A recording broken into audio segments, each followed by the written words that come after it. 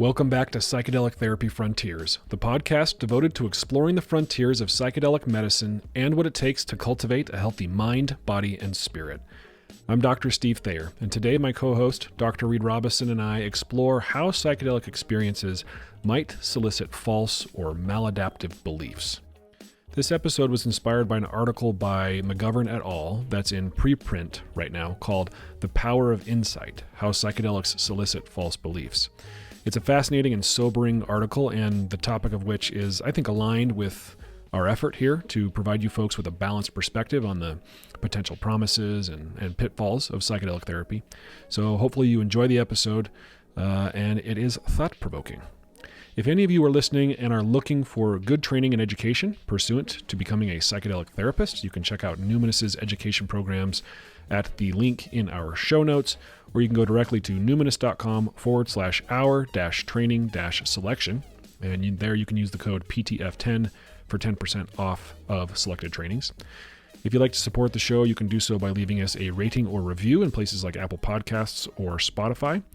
You can subscribe to the show on YouTube or anywhere that you listen to the show, and share it. Share the episode with someone you think might benefit from it. Without further ado, here is our episode on the power of psychedelics to potentially elicit false beliefs. Welcome back to Psychedelic Therapy Frontiers. I say that in our intro, and I don't know how else to start these conversations except to say welcome back. How about hi? Hi. Hi, everyone. Hi, Steve. How you doing, Reid? Pretty good. Pretty good. I'm off on vacation tomorrow. Exciting. So it's a scramble this week to get ready, but... And I just got back from vacation. Ooh. So I feel relaxed and rejuvenated, ready to hit the ground running. And for today, we're talking about something that I'm really passionate about. I would say I'm passionate about just about everything we talk about here, but this is something I think a lot about as just a human, but also as a psychologist. That is the way that human beings construct beliefs, the way our beliefs drive our behaviors, and how beliefs can be influenced by bias and sometimes result in what some might call false beliefs. It's a big part of therapy in general. And so our decision to talk about this today was prompted a little bit by this cool paper that you shared with me by McGovern et al. The Power of Insight, How Psychedelics Solicit False Beliefs. That's quite a intriguing title. Intriguing paper. It's in preprint form, but yeah, I agree. I loved reading it.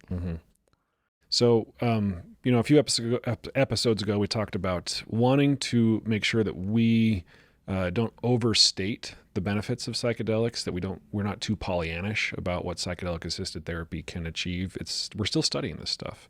Yeah. And so certainly it's possible, and this paper does a good job of outlining the possibilities and how it happens, that a psychedelic experience could solicit a false belief. So let's dive into it. It reminds me of that Stan Grof quote that is often shared about psychedelics being for the mind like the telescope is for astronomy or the microscope for biology, and how cool it is what we're learning about the mind. And it, just like you said, it also brings up the need to balance our enthusiasm with what we're learning, balance it with a view that's grounded in reality, both on an individual level during and after our experiences, but as a field.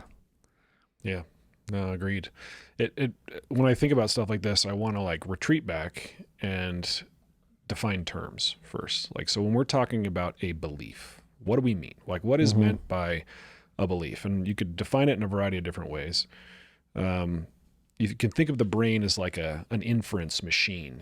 It makes predictions based on a lot of different things. Some of those are prior experiences with sensory data. Like if I go and flip on the light switch, the lights turn on. That's generally true. And so I have a belief that when I'm going to hit a light switch, the lights are going to turn on. And if all of a sudden I start flipping on light switches and lights don't turn on, I have new sensory data that I have to make decisions about. Like, am I going to update my beliefs about the effectiveness of light switches to produce illumination? So that's, I guess, one example of what a belief is. It's an expectation about what might happen based on prior lived experience, but also based on what we've been taught to expect, taught by our conditioning growing up or taught by teachers, so that we can make inferences based on experiences that we have yet to have. We don't have that sensory data yet. And those higher level predictions, like this prediction machinery that we have, is layered in our cortex, and sensory data, like you said, comes in as we navigate the world, and then it travels up lower cortex to higher cortex to where we store the consensus belief, right? What we believe cognitively, if someone told us what we've experienced, the weight of experience tends to be stronger than just like the cognitive stuff. It's all important kind of background information and diving into this topic. And then we're constantly revising those. But in the context of anxiety or other mental health struggles, we can have irrational beliefs like, if I eat this bite of food, it will make me fat, or irrational fears about what might happen in the world. Yeah, a belief like nobody likes me. Yeah. Right? That's a fairly declarative statement and fairly general and broad. And these beliefs might be resistant to updating. So we might get a lot of sensory data in the form of compliments or people wanting to be around us, and we might resist that because our beliefs are entrenched. They're maybe overly dominated by the cortical, sort of the realm of cortical beliefs like you were described, or they're deeper in our nervous systems based on some early experiences with how people liked us. Yeah. Well, cool. It also ties into this interesting component of psychedelics, the noetic quality, like this knowing of something as true without anything else needed. And that can be a beautiful thing as people emerge from a psychedelic experience, if you like know your worth, something like that.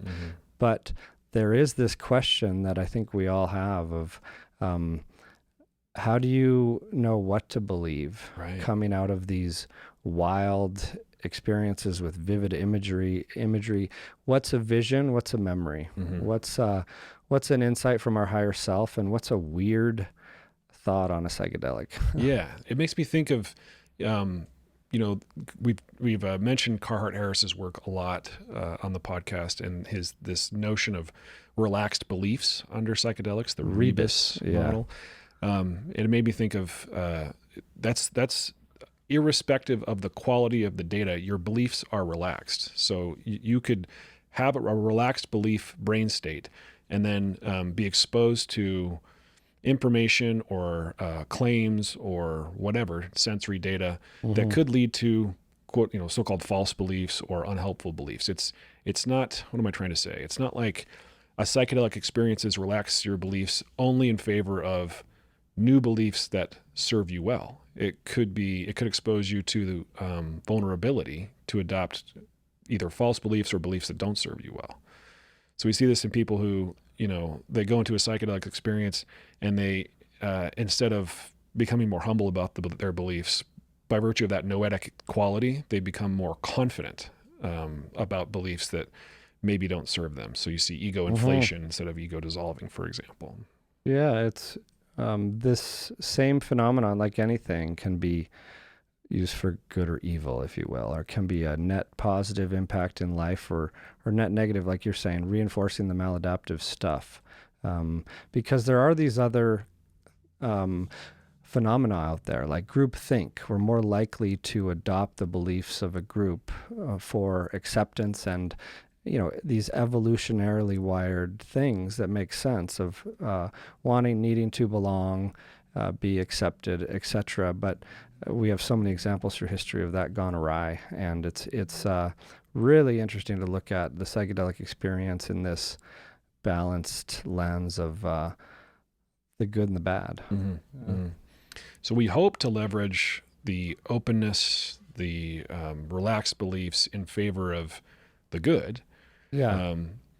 But as you stated, and like this paper outlines, I think it's important for us to be honest about the possibility that that those relaxed beliefs could result in the bad.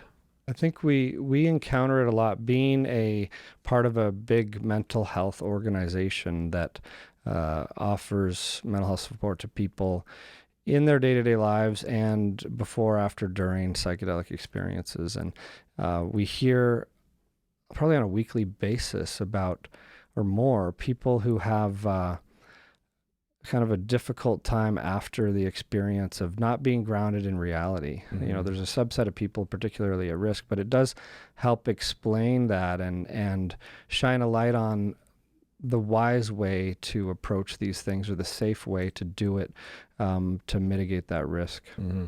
That's why we talk so much about, preparation, and then expert facilitation, and the need for support, good support, and the value of really thoughtful, deliberate integration after a psychedelic experience. It also kind of highlights the need for a community that can call you out if you're kind of losing your footing in reality. Yeah, a community that will call you out. It's hard to talk about this stuff and not think of, like you said, groupthink, but groupthink as it manifests in like a cult, or a group that is ideologically united, like a religious group or a political group, or however human beings like to group themselves. We want, by virtue of confirmation bias and misattribution errors and all those things, we want to feel comfortable in our beliefs, and we want those beliefs affirmed by our group.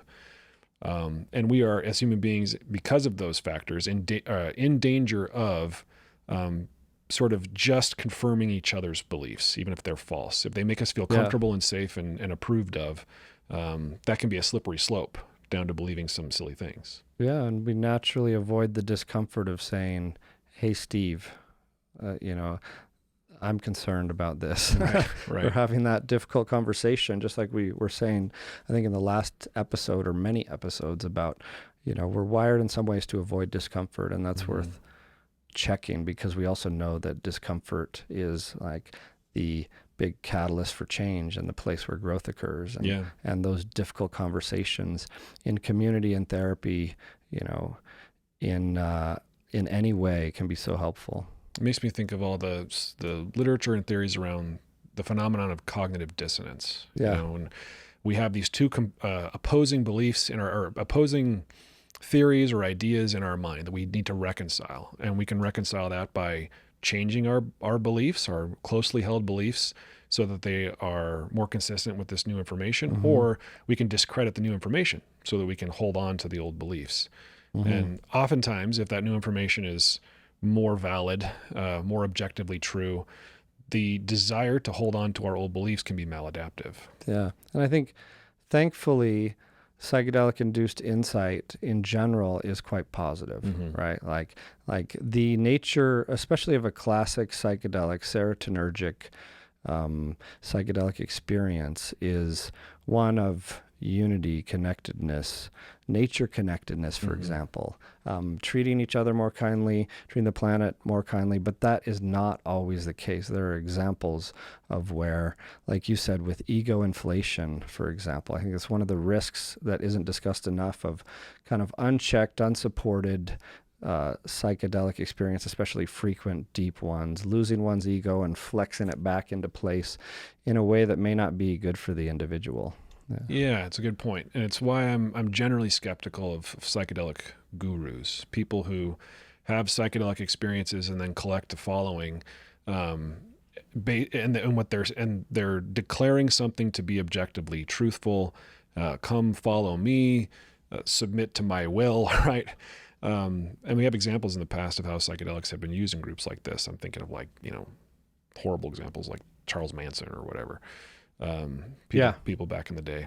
I've been in psychedelic ceremonies where I can think of one in particular where the facilitators, during the journey at some point in the latter half of it, gave a lecture on their view of trauma. And it was pretty wild. And I know everyone has their viewpoint and perspective, and like in general, we really benefit from having an open dialogue about balanced perspective. But here you have a group of people in a non-ordinary state of consciousness with more openness and susceptibility, and we can talk about that, receiving these things like you don't, one thing I remember them saying was, you don't talk about your trauma to heal from it. or something like that. And who knows what they meant from that, and if it's grounded in anything. But you can see how just a simple statement like that. We see it in the research too. You can plant a seed of things in the psychedelic experience that can be troublesome. Yeah. So to pick up the metaphor of planting a seed, like a psychedelic experience creates this fertile ground for a seed to take root.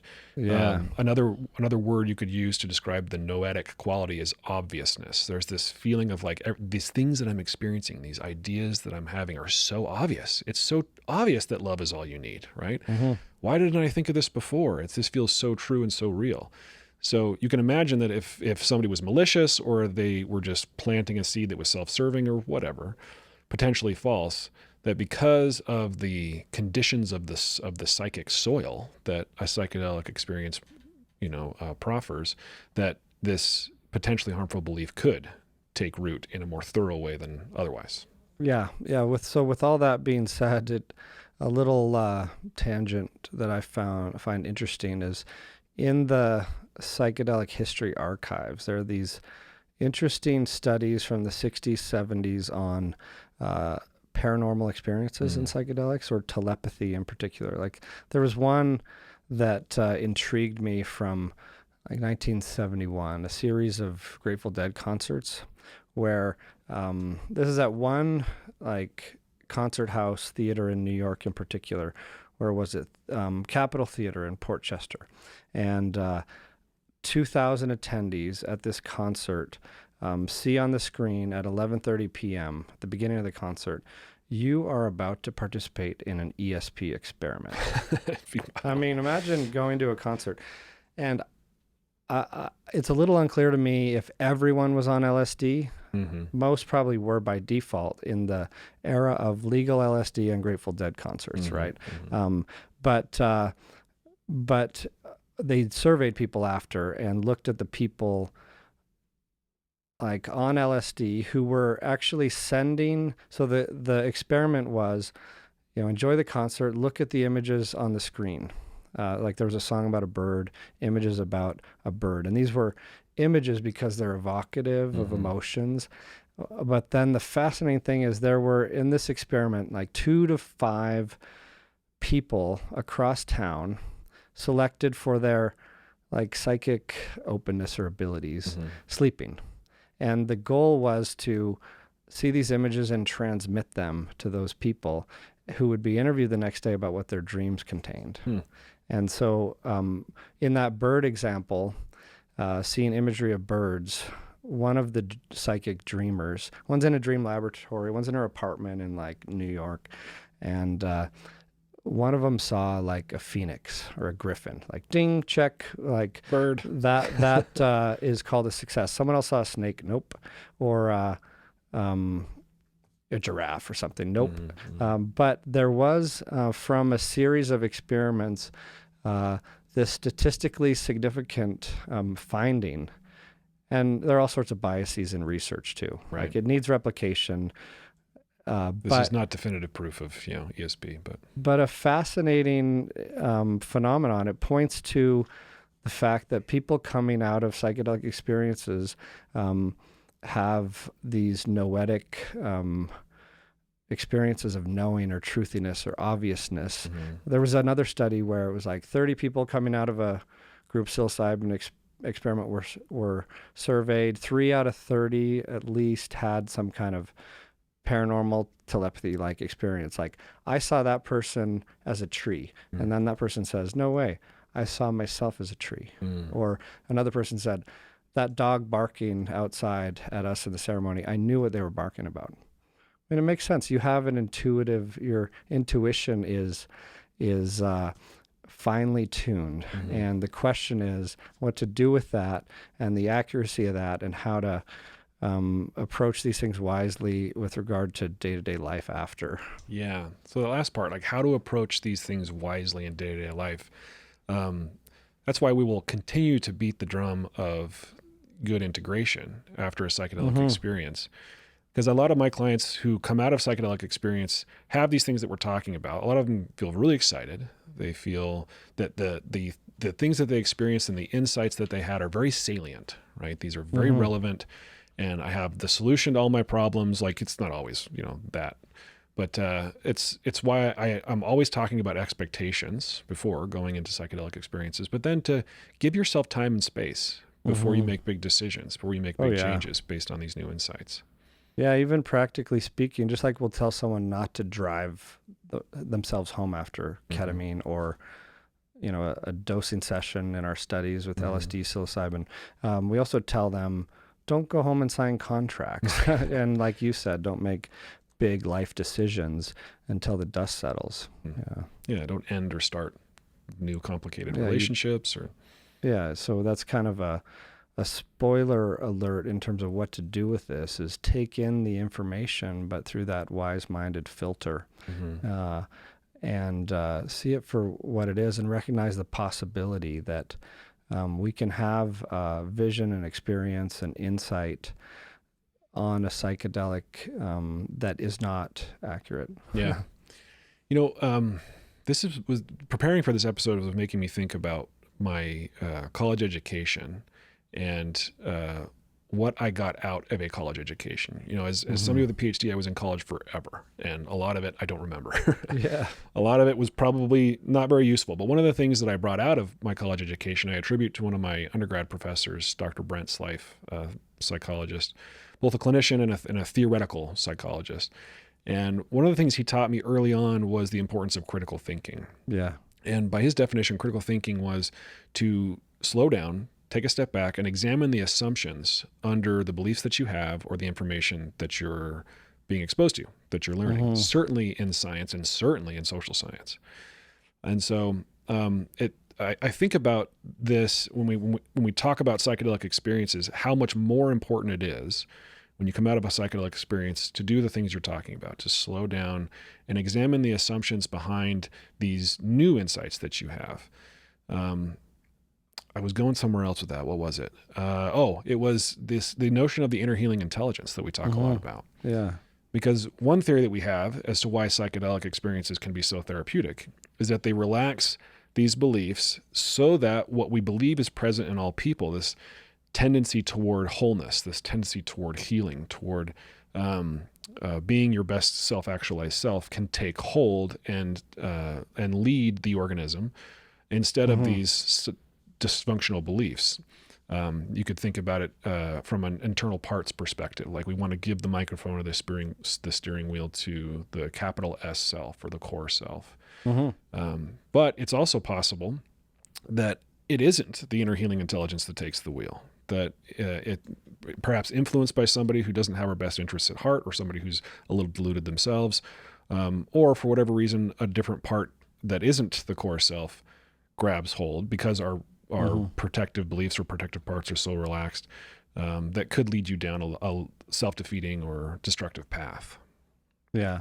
No, it's a really good point. I mean, the part that grabs the mic in day-to-day life and even in a psychedelic experience isn't always necessarily 100% by default the higher self. Right.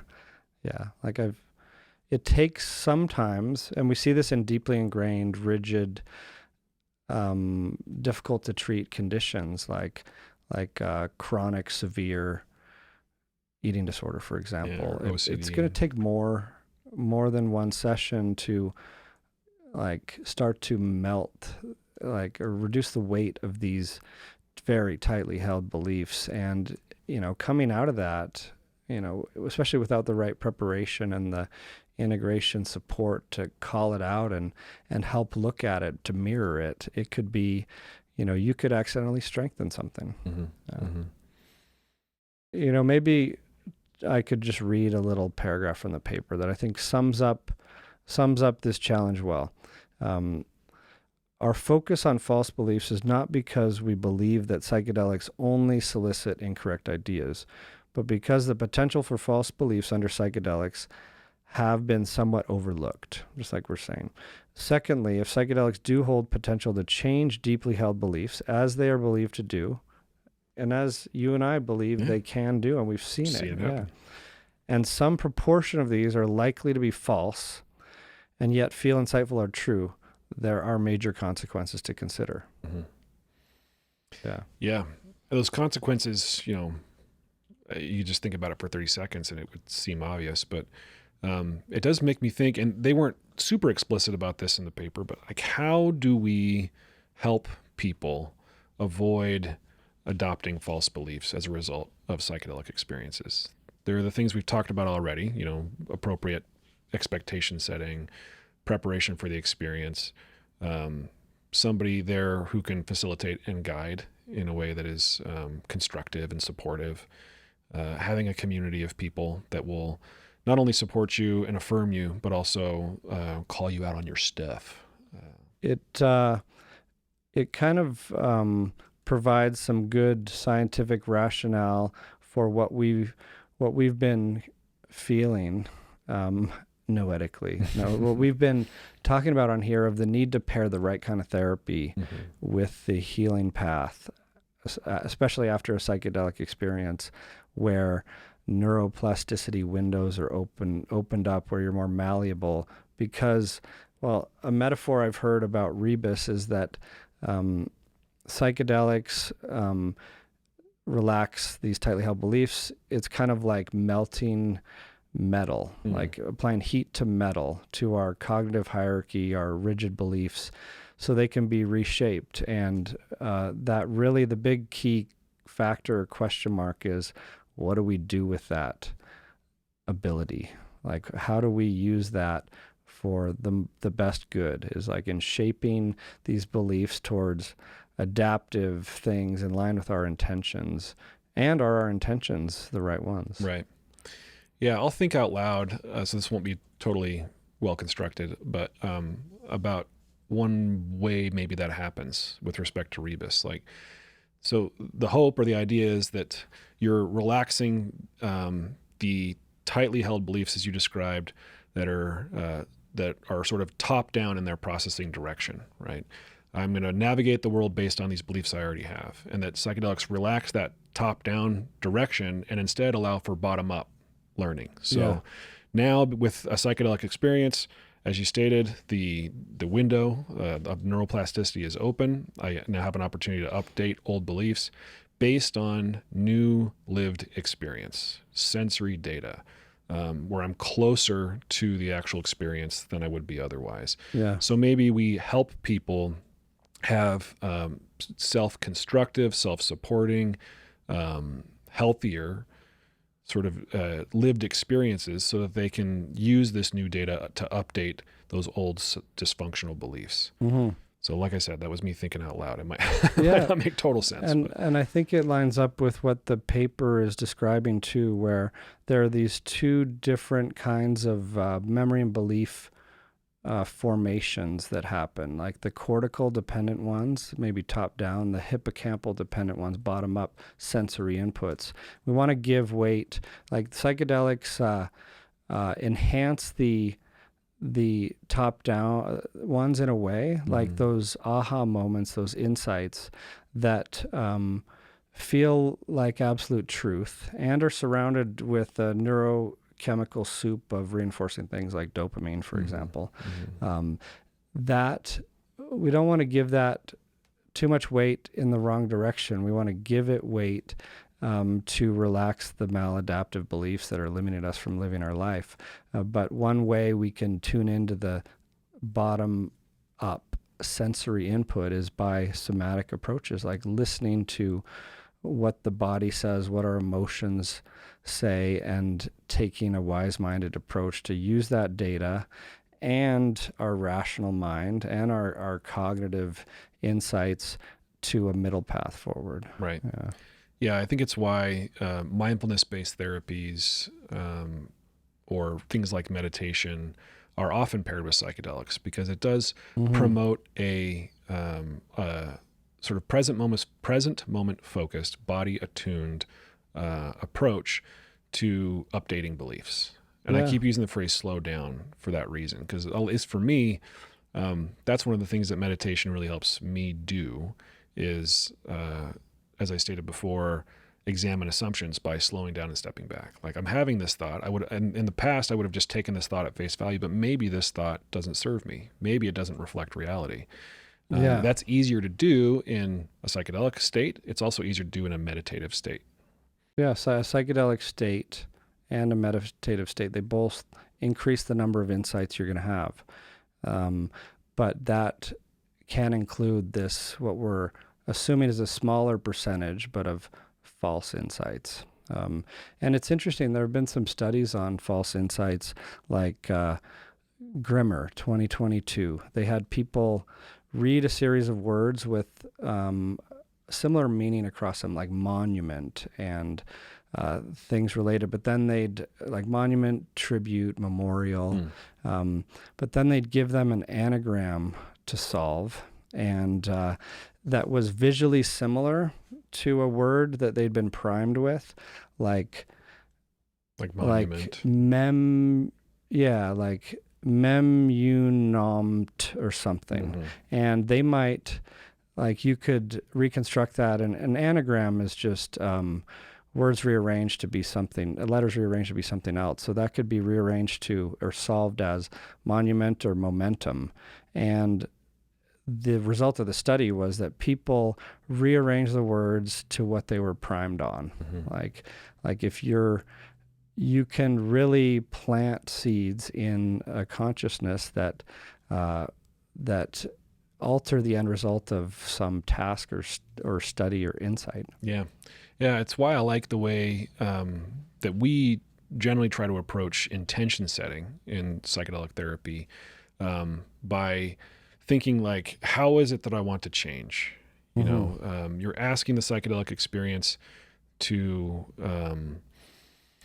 how do I want to embody a new type of quality? Like, let's say, show me how to experience love, or help me understand why I keep repeating this particular pattern over and over and over again.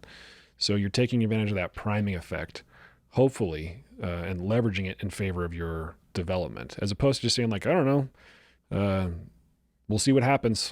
I'll surrender to the experience, which isn't bad advice, but it can be technically more helpful to prime the pump, so to speak. Yeah, prime the pump in a positive direction. Yeah, this ties into the topic of false memory or memory illusions, you could call it. Like, there's this, in memory research, this concept of misattribution that is that leads to memory distortions, and it happens like by kind of activation of the recollection that might be a false one. Like if you were shown a Photoshopped convincing picture of you at Disneyland as a kid and saw it over and over and even felt some emotions around that, there's a very good chance that could become a real memory in your memory banks, right? Like, memory is fickle and we know it. And therefore it becomes a tricky task to tease out as things come up, like we're talking about, like visions, insights, real memories, and kind of visionary experiences that might feel like them. Yeah. One powerful example of this was the Satanic Panic, like back in the 80s, where there was this this epidemic of people in therapy experiencing recovered memories of being ritualistically abused in satanic cults when they were younger. And it just seemed very, very unlikely that there was this much Satanism, this much ritualistic abuse happening. And upon reflection, it was attributed to these therapists that just sort of were doing hypnosis. They were trying to do repressed memory retrieval. And because they sort of expected this to be the case, they were unwittingly priming their clients to recover these memories. And a lot of lives were affected negatively because of this phenomenon. Yeah, it's a really good point. It kind of ties into that groupthink phenomenon we were talking about, and even the hype cycle of psychedelics that we were talking about in our psychedelic science recap. Like there's that paper by Griffiths and Yaden about the hype cycle and how the news headlines in recent months have been probably skewed a little much towards the positive headlines, like psychedelics as a magic cure, and that's what I think needs to just be balance with this discussion that we're having. Yeah. They are clearly not a magic cure. They're clearly not a panacea, clearly not a silver bullet. They can't be used to change everything or treat everything, and in some cases they make things worse. It's important. It's important that we pause every once in a while and come to terms with that reality. Yeah, and saying that as clinicians who work in the space with a lot of enthusiasm and gratitude for having these tools because they've helped so many of our clients. But yeah, important words of caution for sure, because we as humans, I think the bottom line is we're prone to self-deceive.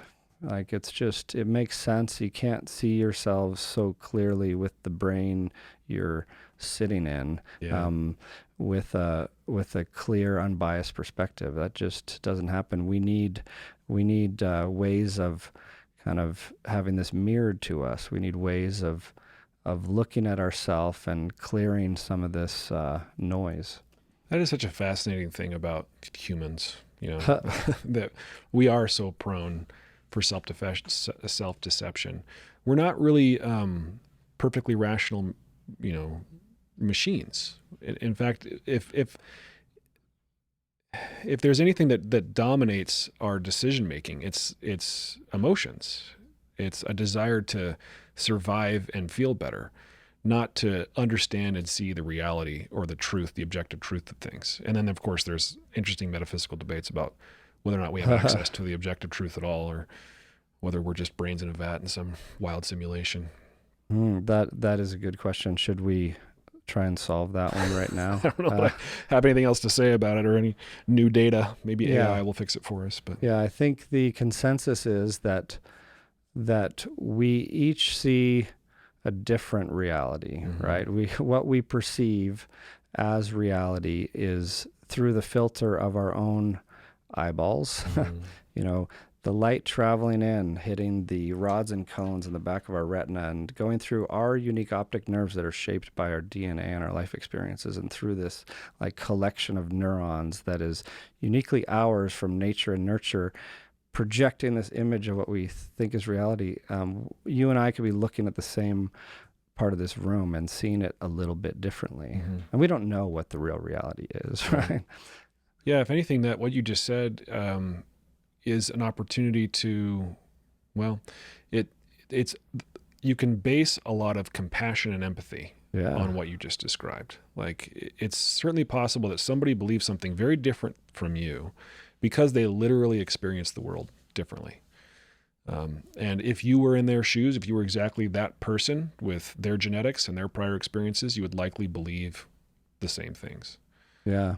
It reminds me of, and this is a bit of an aside, but when I started working at Center for Change a number of years ago, an eating disorder treatment center here in Utah, my boss and mentor, then Mike Barrett, psychologist, who started the place, he gave me, and like he gave every employee, a copy of this book called The Anatomy of Peace it's really on self-deception, one of the Arbinger Institute books, but it was focused on leadership and the ways we self-deceive in seeing each other and seeing other people as the problem, and talked about how you could have either a heart at war or a heart at peace.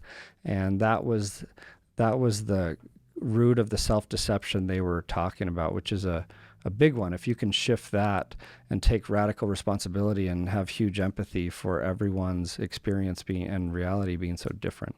What is the main distinction between the heart of war and the heart of peace? So, like the self-deception in this book is about when people look at others as objects rather than humans, like they take an attitude of helping. They might convince themselves that they're doing this to help them. They're making their decisions and seeing themselves as virtuous, where the other is a problem, but they're trying to do something to help. And the more often this happens, the more we reinforce a mindset that creates this wedge in relationship, like the vulnerability, the shared responsibility isn't there. So in order for people to end this kind of self-deception, they've got to accept that everyone does see their own reality. Everyone has their own emotional experience. And urge others to always question like our own potential self-deceiving beliefs, and then if we're more open to this in others and help others do the same, it shifts into that seeing other people as a real human with real struggles and seeing from the heart at peace more. I could just because I've started down this rabbit hole, why don't I just read a few of the principles from Anatomy of Peace, see how they land. So every human being is a person with hopes, needs, cares, and fears. When we regard others' hopes, needs, cares, fears as inferior to or less legitimate than our own, we see them as less than they are, as objects rather than people. That's kind of the root of it. To see a fellow person as an inferior object is to harbor a hard and violent heart toward that person, heart at war. But to see others as objects then is to do violence to them. It's to strike them with our stony heart. It's pretty harsh wake-up call. Yeah. But when others detect violence in our heart, they become defensive. They put up walls and see us as objects. We put our weapons up. Like this happens in couples work all the time. Right. Violence in one's heart provokes violence in another. And so most occasions of this violence, that using the term pretty broadly, are manifestations of a prior conflict in our prior experience of kind of violence in our hearts. And this perpetuates it. So to reduce that, we need to kind of get to the heart of it, which is that problem of the heart at war. Yeah. As you were describing those principles, it occurred to me that for all that we're saying in terms of words of caution with psychedelic experiences, they do tend to move people toward a heart of peace and away from a heart of violence. Right? I mean, I'm thinking of, you mentioned it coming up in couples work, and yes, and I'm also thinking of it being what we're seeing politically in the world, in the West, what we're seeing as a result of sort of warring ideologies, where you're othering the other person, like you were describing. You're seeing them as an object. That person's a Republican, that person's a Democrat, that person's a racist, that person's whatever, right? You can, all these labels, and labels help us objectify other people. And I imagine a utopia where we can have a heart of peace, where we're actually seeing people as people with their own motivations, their own priors that dictate their beliefs, right? Yeah. And having compassion instead of developing that hard heart that we then use to strike other people down because we're afraid. It's kind of just another way of looking at this whole kind of Buddhist or Hindu way of viewing the world and spirituality, is that like life as we know it here is kind of an illusion. Reality is an illusion, and the illusion is that of separation, not seeing our unity. And as we, I agree with you that psychedelics tend to, like other practices do, contemplative practices, they tend to bring us back that sense of connectedness and oneness. And this is unique to those kind of medicines. It's not something you see on PCP, for example. Like, as an example, one that has more fearful or paranoid type of non-ordinary experiences. Yeah, which again is why we're excited about psychedelics as a tool to help not only people resolve some of their own intrapsychic issues, but maybe as a tool for changing society, changing community, the way we orient to each other. There was a case recently reported in the news, this is in kind of popular press, but of someone who had extreme fascist political worldviews and had an MDMA journey and completely revised those to not a fascist extreme view of the world. Yeah. I mean, it reminds me, I forget the gentleman's name. I saw him interviewed on Joe Rogan's podcast a while ago, but he's an African-American gentleman who goes and befriends members of the Ku Klux Klan.